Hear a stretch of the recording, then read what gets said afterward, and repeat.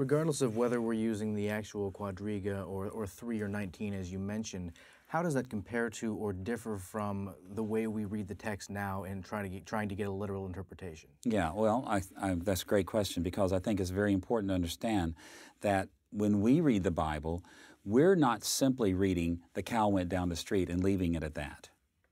Okay, that's way oversimplifying even what we as Christians want to do today.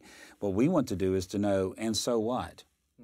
Okay, what are the implications of that? What are the theological implications of that? What's it tell us about God? What's it tell us about life for us today? What's it tell us about Jesus coming back? What kind of expectations should it create?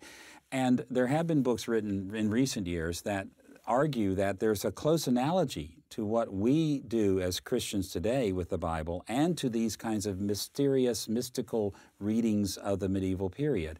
And I don't think those books are entirely wrong, but there is something I think that's very important to distinguish here, and that is that Protestants work very hard to draw out those applications of the Bible from the original meaning, to show that there are logical connections, that there are implications or deductions from these passages.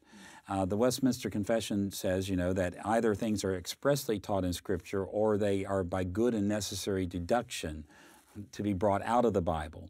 And so there's this sense in which if you read a text and it says something like, the cow went down the street, well, that does have all kinds of logical implications for other things, that God made it and that one day there will be cows in the new world and all kinds of things, okay?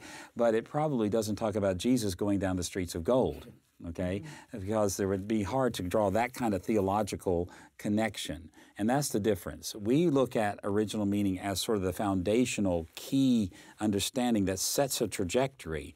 And from that trajectory, then, we build out and we add, as it were, or we draw out the implications of what that text originally said.